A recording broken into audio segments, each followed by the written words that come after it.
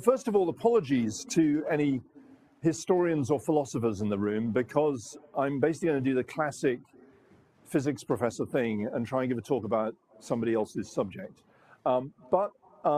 You know, it seemed in the spirit of these Rubin talks to sort of, this is a new lecture, so I'm kind of outside of my comfort zone, so I'll look forward to the questions, and hopefully it'll give you things to talk about and think about. Because, you know, we do face challenges in climate policy. Here's Trump campaigning in front of a poster saying drill, baby, drill, but it's easy for us in the UK to look across the Atlantic and think, oh, they're all a bit weird over there. But the same kind of weirdness is happening around here. We saw last year well-organized crowds with placards saying no to net zero and bring back democracy, and generally setting up net zero as antithetical to democracy. And just last week, we had Kemi Badenoch admitting 3 mistakes that the Conservatives had made. One of them was letting in too many immigrants, I think. One of them, interestingly, was implementing Brexit without a plan for growth afterwards. And the third one was committing to net zero without a plan for achieving it. It's interesting, I think, looking at her speech and her thinking, I think she thought that the lack of a plan was the problem with Brexit, but on net zero, I'm less sure. Maybe the message she was sending was actually, in that case, it was just committing to net zero was a mistake. So, and you know, I was actually inspired to focus on this in this lecture by a recent event I was in, a conversation I was in with Claire Coutinho at Unheard. And it's becoming very clear that the Conservatives, the opposition, of course, along with Reform, are seeing environmental policy as a stick to beat this government with. And I guess what, you know, this lecture is all about is what is the response. So far, I mean, I've been getting a lot of emails and things over the past couple of days. Here's one, a tweet by Al Gore. Today, President Trump will issue a series of executive orders that deny the climate emergency, blah, blah, blah, blah. But make no mistake, the global sustainability revolution is unstoppable. Is that the way to respond? It is definitely the way most of the climate policy community is responding. It's like, oh, this is going to be tough, but hunker down, we'll make it through, and we'll make sure somebody else gets elected next time. The problem is, and you know, we'll be talking about this. The problem is that, you know, the reason Trump got elected was probably nothing much to do with climate policy. It probably didn't help Harris on the climate issue, but it probably wasn't the swing. And you cannot therefore pin climate policy. I guess the point of this lecture is we can't pin climate policy on one particular type of party always winning elections. It's not going to work. And therefore we need to, because, you know, there will be elections, there should be elections in which there are changes in the philosophy of the government. If there aren't, then, well, it's not really a democracy anymore. So we need to do a better job of framing climate policy in a way that makes it accessible to everyone, not just to a rather sort of nerdy center left that you might be, that Al Gore might represent. You know, because that sort of comment from Al Gore, I think, particularly grates to Trump's voters by, if they look at this, look at this graph, I mean, suggesting that it's all inevitable. He sounds almost a bit like Thanos, doesn't he? You know, I am inevitable. You know, and that's not a good look. When particularly it's not going well. I mean, that was Rio back in 1992 when the world signed the Framework Convention on Climate Change. To prevent dangerous anthropogenic interference in the climate system. The big line is total carbon dioxide emissions. And, you know, we've had Kyoto following up from that. We've had Copenhagen in 2009. We had Paris in 2015. You're seeing maybe some evidence of stabilization. Glasgow in 2021. I mean, it's all taken off again. So it's leveled off a bit, but it's far from looking like a sustainability revolution is inevitable. And you might say, well, that's the world, but at least in Europe we're doing well. Well, not really. In Europe, oil and gas consumption has barely budged. Yes, we've reduced our use of coal, replaced some of that with renewables. That's essentially the big shift we've seen in Europe over the past 25 years.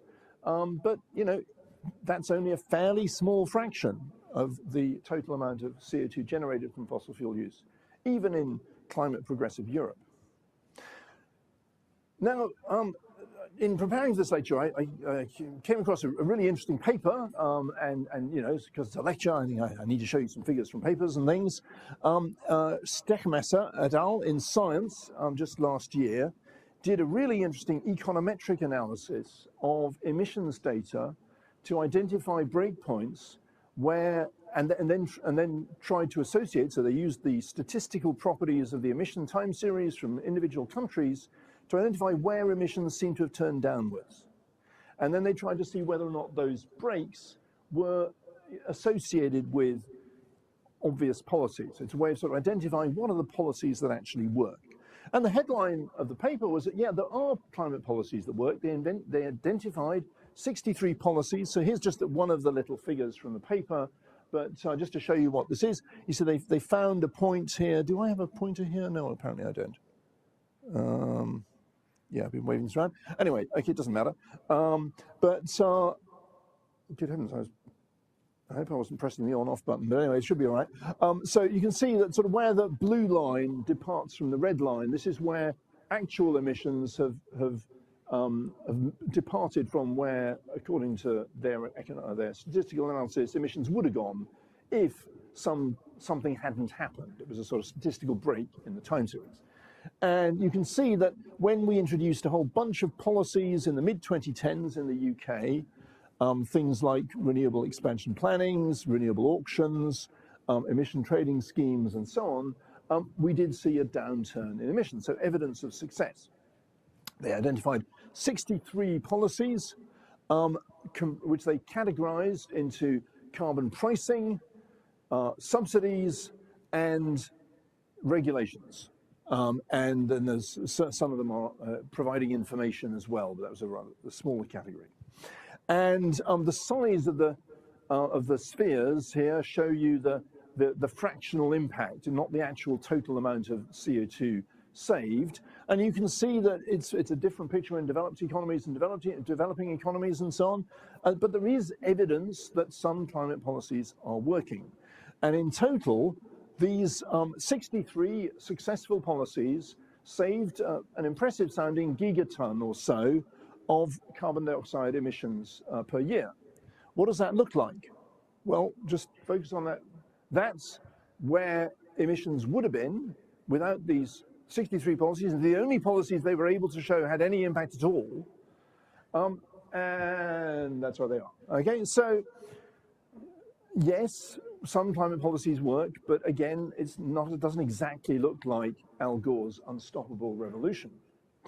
So what else happened in 1992, which we can perhaps get some inspiration from to help think about where we might be going wrong? Another important, nothing ostensibly to do with climate policy, but in 1992, that was the publication of a book called by Francis Fukuyama, The End of History and the Last Man. Can I ask, could you put your hand up if you've heard of it? And read it? I'm very honest of you all. Okay, it's actually a really good book, and if you take nothing away from this lecture, go get a copy of The End of History and the Last Man and read it.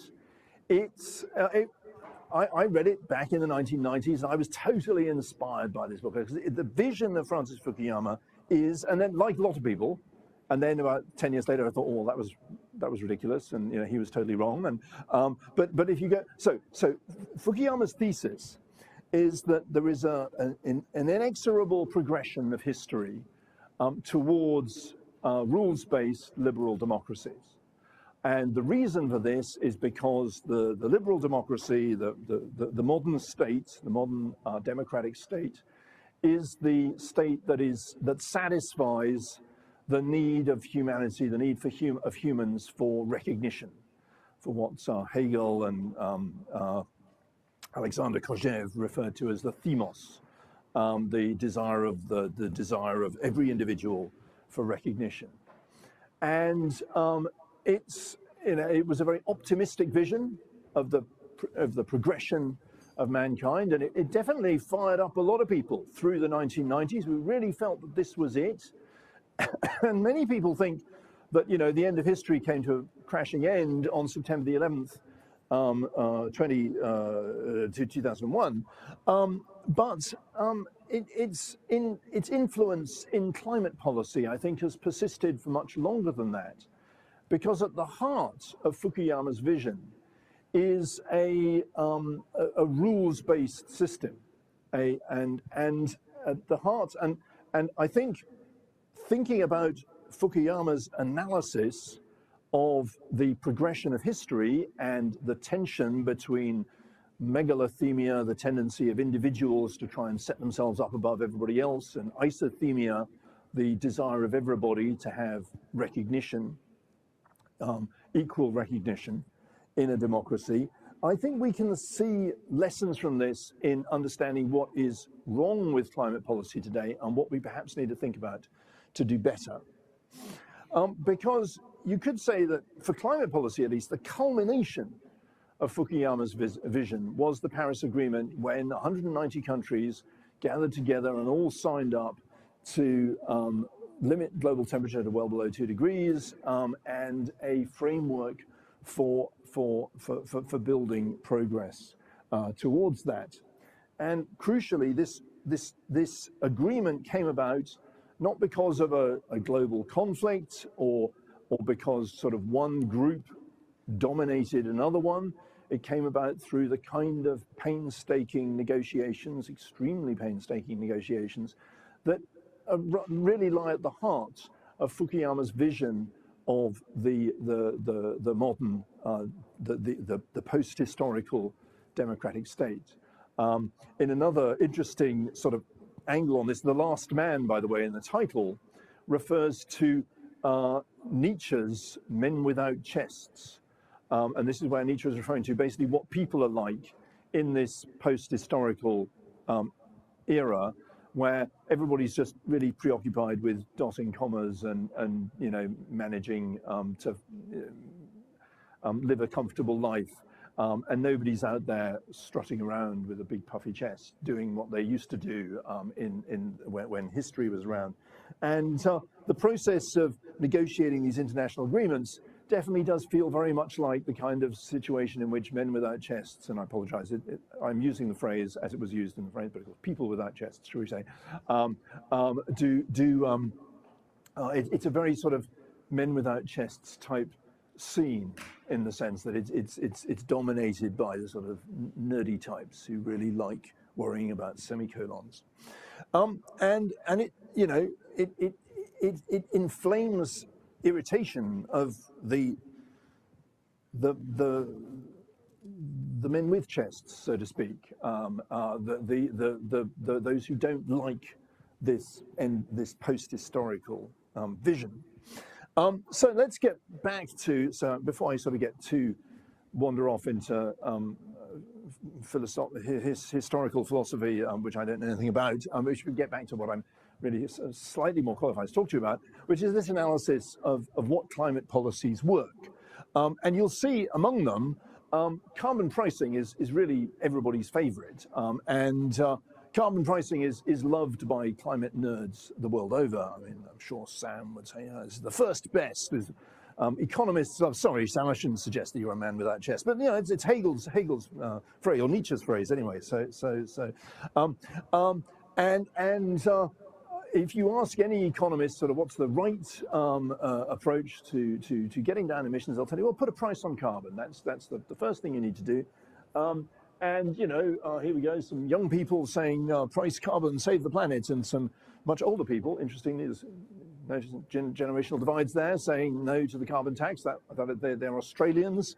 More recently, in fact, it's very current in Canada at the moment, we've had Justin Trudeau introduce an explicit carbon tax, a very well-designed carbon tax with a rebate to the citizens, and they've carefully calculated it so that the majority of Canadians actually win from the carbon tax, because the money comes in, it gets sent back out in checks to the citizens, so that the net, it's not actually a tax in the sense the government isn't taking any money out of the Canadian economy.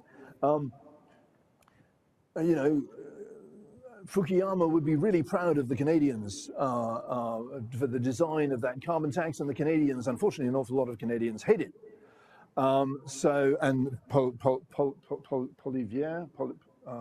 Anyway, the Conservative opposition leader, who's probably going to win the next, if the polls are correct, is probably going to win the next general election, is basically campaigning on 3 words: axe the tax.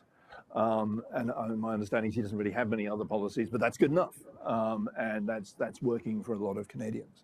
So despite the fact that every economist will tell you carbon pricing is great, it doesn't seem to resonate with the pre-Fukuyama voters, so to speak, who might have been voting for Trump in 2024, and who might be voting for Badenoch Farage in 2029. So I think we have to really be thinking about this here in the UK, because the next few years will be a challenging time, I think, for climate policy, particularly in the run-up to the next election.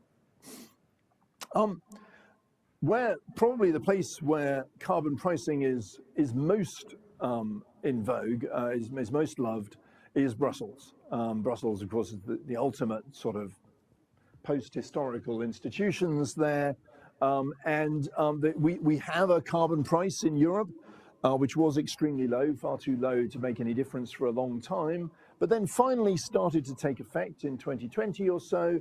Carbon prices rose to a level where they would actually sort of $70 or $80 a ton, where euros a ton, where they would start to have a real impact on decisions. And according to Bloomberg New Energy Finance's analysis, they're projected to continue to rise, and they are still staying up at the moment. These are the carbon prices that are imposed on industries in Europe. So it's only about less than half of Europe's emissions are actually covered by the European ETS. These are the prices in the emission trading scheme in Europe. But the Commission is planning, they feel that this ETS has been a huge success, and they attribute the reductions, although one might say the rather modest reductions in European emissions, to the action of the ETS. And so they're going to extend it shortly to domestic and transport fuels. So in 2027, ETS2 will be introduced, which will impose a carbon price of 55 euros per ton on fuels used in gas for home heating, for example, and petrol in cars. And that's again projected to rise. Again, this is from somebody else's analysis. Clear Blue estimated this will rise quite rapidly and start to converge towards ETS1 price. The eventual idea is they will merge, so the prices of ETS2 and ETS1 will converge eventually. And they're also talking about an ETS3. The first one was such a success. We need many ETSs, an ETS3 for agriculture. That's what they really think is going to happen in Brussels. And I really worry, because, I mean, the last time we had an open effort to impose a carbon price on drivers in Europe was this one, when Emmanuel Macron came in and he introduced a very modest carbon price on French drivers. It was less than 20 euros a ton. And his government virtually collapsed under the weight of the Gilets Jaunes movement. ETS3 for agriculture, I find even more naive.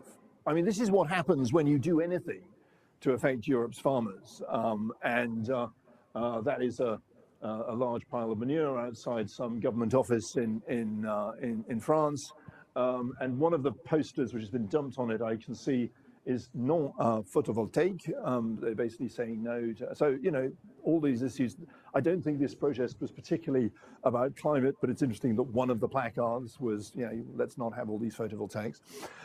So, you know, really, are we going to, you know, is it going to work that well, particularly when so many European governments are starting to, you know, look for alternatives and run away when it comes to aggressive climate policy?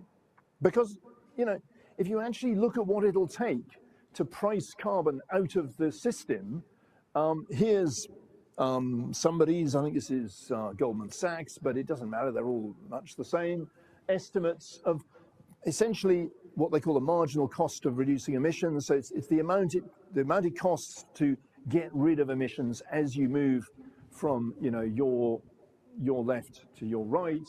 You're reducing emissions, and the cost of reducing the next ton goes up and up. And what you can see is, you know, you can reduce quite a lot for about $100 per ton, so not far off the current carbon prices that we have in Europe. But then, you know, you start to hit a wall, and that's where you start run up against activities where the cost of preventing that emission becomes really prohibitive, and where, you know, you might see really destabilizing carbon prices being needed if climate policy is going to deliver. And we've done some analysis actually looking at across lots of scenarios. That's just not just one abatement, but across lots of scenarios of the transition, and you see that, you know, this is just a scatter plot showing lots of different different scenarios about the future of the economy and of levels of climate ambition, and it's the relationship between the carbon price in 2050 in the horizontal and the emissions in 2050. And so you can notice the carbon price scale is a logarithmic one, and most of these families of scenarios seem to suggest that essentially you're looking at $1,000 or so a ton by 2050 at the point you actually get, if you're actually going to get emissions all the way down to zero. So again, thinking about the Gilets jaunes protests with the carbon price less than 20 euros a ton, and imagining how we're going to sort of stick with the course if that's all we're doing all the way up to 2050 is challenging. And the real problem with carbon pricing, I feel, actually is illustrated by this figure, which I came across from a paper from 2021, but it's probably still perfectly valid. It shows the marginal cost of pumping an additional barrel of oil. Remember, oil currently sells at about 75 or 80 or so dollars a barrel, okay? So this is the cost. So it's not the total cost of producing oil, because of course that depends on having to explore and find more and so on and maintain your reserves and all the rest of it. But this is the marginal, the additional cost of pumping just one more barrel. And you can see for a huge number of countries, this cost is well under $5. Okay, so the rest of the money you could argue that's the level to which fossil fuel prices would have to fall for it not to be worth pumping that extra barrel. So, you know, at the moment, that's a factor of 10 less than people are selling fossil fuels at. So that shows you how much room the fossil fuel industry has to drop its prices to undermine the impact of any carbon price. So if a carbon price actually starts to genuinely push down our use of fossil carbon, the industry has firepower well beyond any government to actually counteract the effect and keep us all addicted to fossil fuels. Which is why I get very nervous with this sort of headline. I mean, our government insists that our green policies will make energy cheaper. They might, but the difficulty, but this analysis is predicated on the assumption that fossil energy will remain not as expensive as it was in the height of the Ukraine crisis, but certainly as expensive as it's been recently. And that might not happen if Trump succeeds in his drill baby drills plans, although interestingly, chatting to people within the industry, many of them don't really want him to succeed because they're quite happy with prices being quite high. But so there's some tension there between Trump and the industry. But if we get a flood of new fossil capacity onto the market, we could see prices dropping quite rapidly. And indeed, there's the counter argument then immediately to that. Climate policy will make your bills cheaper. People do point to this figure to say, look, the blue bars here show investment in new fossil fuel extraction, the kind of thing that the Labour government has said we're going to ban because we don't want more fossil fuel extraction in the North Sea. And you can see that took a big dip in, where are we? So 2015 to 2016, you can see the historic high for investment in new fossil fuel capacity was in 2015. Okay, we then had the Paris Agreement, and the industry started winding down the amount it was investing in new capacity. Fine, everything's working according to plan, you might say, because yes, we don't need all those extra fossil fuels if we got the Paris Agreement and we've all agreed that we're going to be phasing them out. But then, of course, we had Vladimir Putin decide to invade Ukraine and turn the taps off on gas in Europe, and everything went nuts, and we end up with Trump campaigning on a drill, baby drill scenario, basically saying that blaming, and they do explicitly blame, Paris for current high fossil fuel prices. Now, I think that's a bit of a stretch. I think Vladimir Putin probably has a lot more of the responsibility than the negotiators of the Paris Agreement. But that graph provides some support for that rather uncomfortable line of argument. And I've no doubt we'll be hearing about it, perhaps over the next 4 years, from the opposition, as they argue that Labour's green energy policies are making Brits poorer. Watch this space. So if carbon pricing is problematic, so that's pricing to drive down demand is problematic because on the one hand it's unpopular, on the other hand it's easily countered by the industry.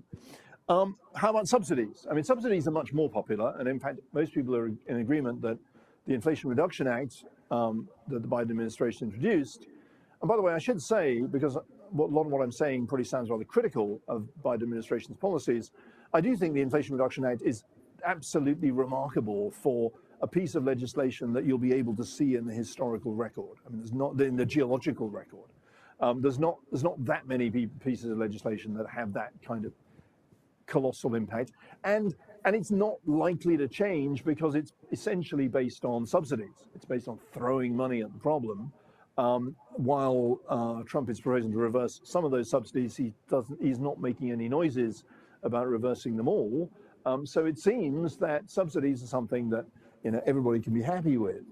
The difficulty, of course, is that when you look at the scale of the fossil fuel economy, I mean, still it's roughly 10% of the world economy if you just think in terms of expenditure.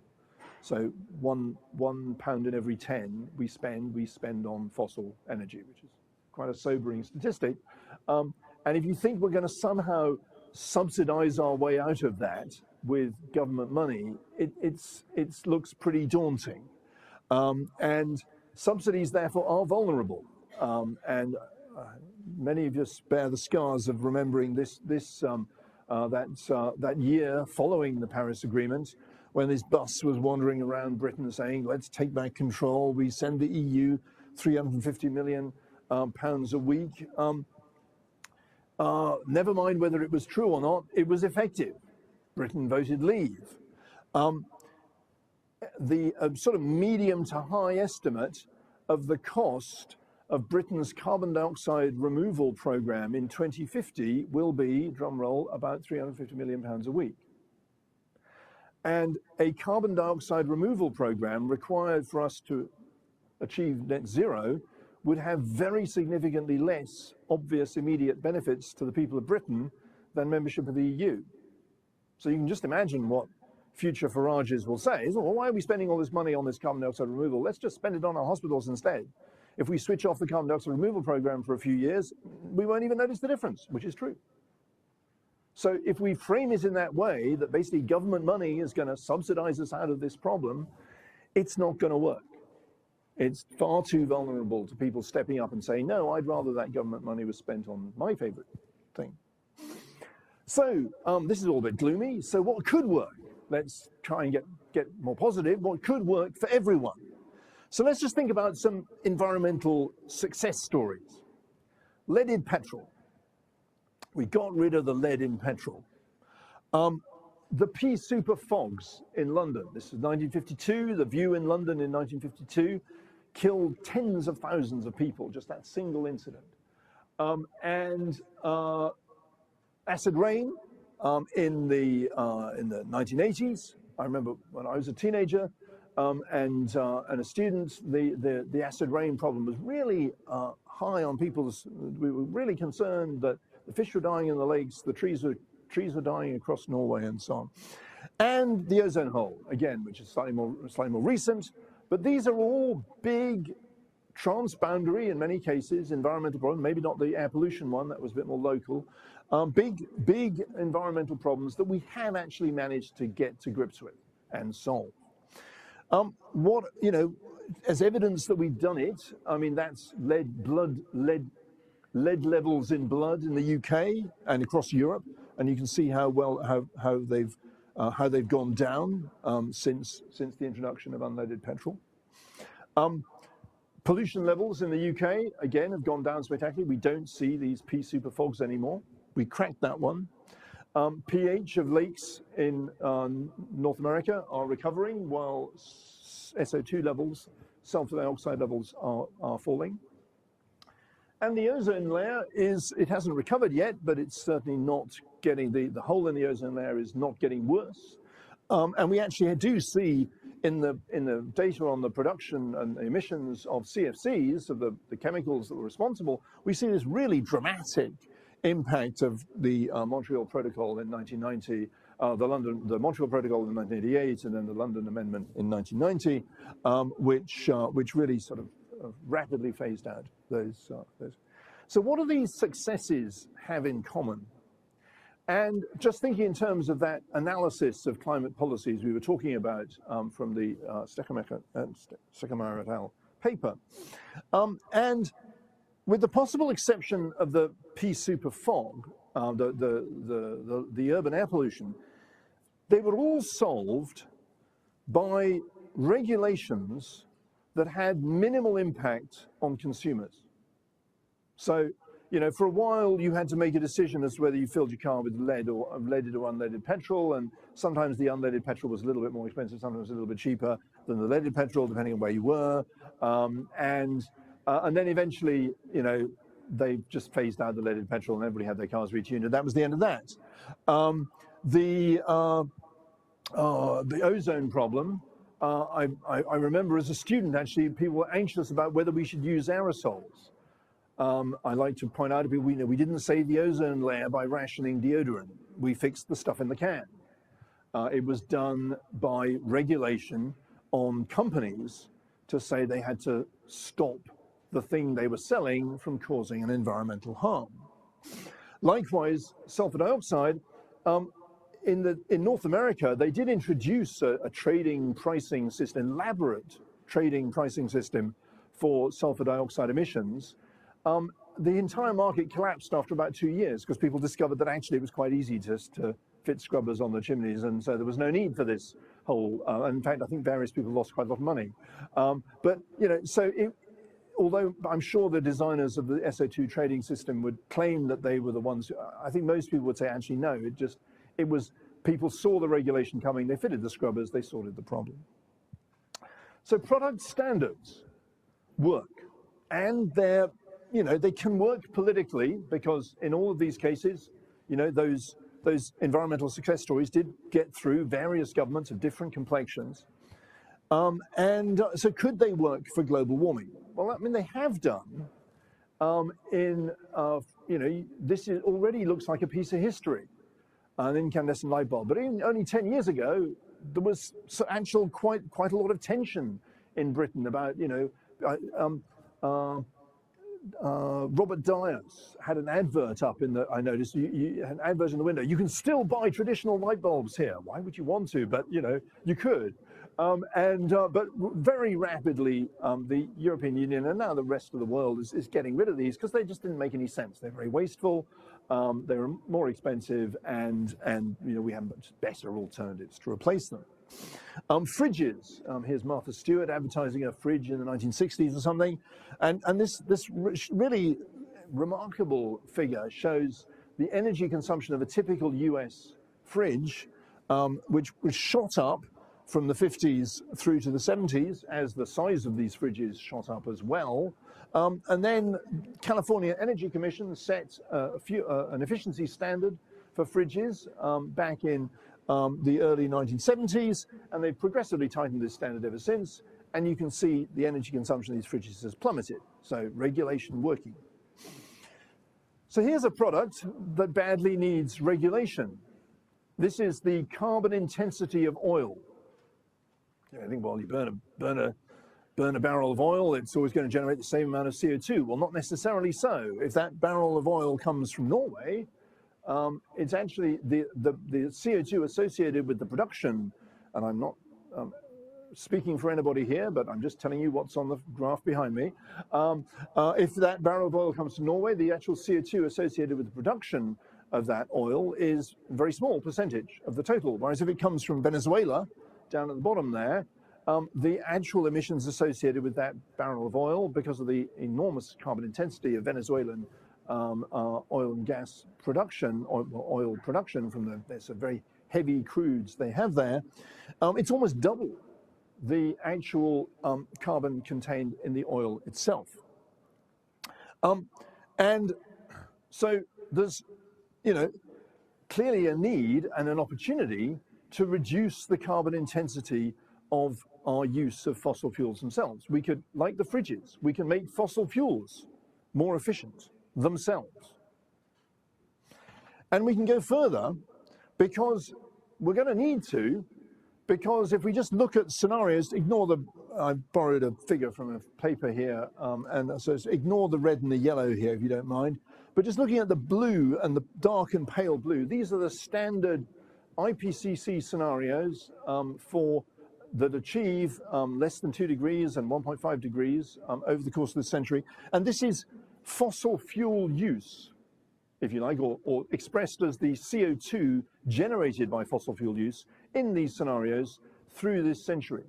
And you can see, well, out to 2070. And you can see that, you know, in the 1.5 degree scenarios, we reduce the amount of fossil fuels we use by around a factor of 2. In the 2 degree scenarios, or the below 2 degree scenarios, we reduce it a bit, but we are still using fossil fuels all the way out to 2100 and beyond. The reason we get to net zero in these scenarios is that we start disposing of an increasing fraction of the carbon dioxide these fossil fuels generate. So another figure from the same paper showing how the fraction of the carbon dioxide generated by our continued use of fossil fuels is re-injected back into the Earth's crust over the course of the next 7 decades. And you can see that rises. Of course, that has to be 100% when you get to net zero, because that's how you get balance between the amount of carbon dioxide still being generated and the amount being stored back underground. So if we're going to use, as we, in all these scenarios, we keep using fossil fuels past the date of net zero, so at the date of net zero, we have this geological balance between geological carbon still being generated and geological carbon still being stored back underground. I can flip that over. I was fiddling around with these slides this afternoon, but and just show you this, a more familiar concept really is just the carbon intensity of our fossil fuels. It's just the same graph flipped over, but this is global averages. The red line, by the way, here is a suggestion for how we could get this global average simply by imposing it as a standard on fossil fuels themselves. So what this would be tantamount to saying is, if you're going to drill, baby, drill, let's at least stop the fuels you're buying, the fuels you're selling, the fuels you're extracting from causing global warming. And here's the pathway we need to follow to do that. Because I think, well, I want to challenge you whether, I think we do. I think the answer to this question is yes, but it's a question I really want to ask you. Do we need an alternate narrative for climate policy? It's dominated. When you go to COPs, you see lots of people with placards saying end fossil fuels as soon as possible. And then at the same time, we have, now farmers out campaigning, or, carbon mania based on lies. This chap with a nice suit is waving that around. The feeling that they need to fight back against climate policy because it's really affecting their freedom. And your beat for freedom is what they're associating the rights to use fossil fuels as a fundamental freedom. And you'll notice in those successful climate policies, nobody ever took away the right to use petrol or the right to use deodorant. They just fixed it. And so we need to maybe think about how we can reframe climate policy so that can't be framed as an impingement on basic rights. Because, just to sort of wrap up, I think to come back to Francis Fukuyama. At the heart of the book, he's emphasizing the need of everybody for this recognition, this what he called themos, the part of the soul that demands recognition. And that everybody wants to be respected and seen as a valuable individual. And maybe it applies to other parts of policy as well.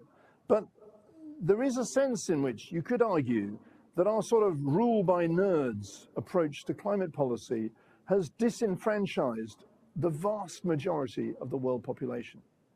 To follow climate policy negotiations, I can't follow them. You need to be totally focused on them.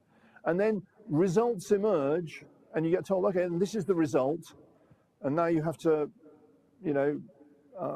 stop buying internal combustion engines in 2035 because the Intergovernmental Panel on Climate Change or the Climate Change Committee or some other unaccountable entity said so. And you can see why people resent that and are reacting against it. And so that's one of the questions I want to ask you is, is this a problem? Has the way we've approached climate policy fueled this, inadvertently fueled this this populist revolt? And do we therefore have some responsibility, those of us who think about climate policy, and I think everybody should think about climate policy because it's something that affects us all. Do we have a responsibility to think maybe a bit more outside the box, ways of reframing climate policies to appeal better to the majority? And I've suggested one of them here, using product standards to decarbonize fossil fuels.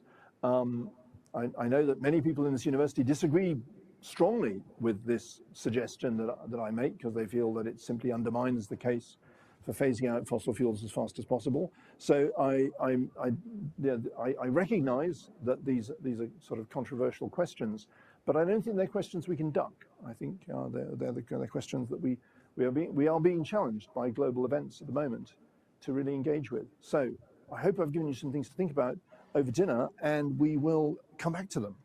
Yes, super. Thanks so much, Myles.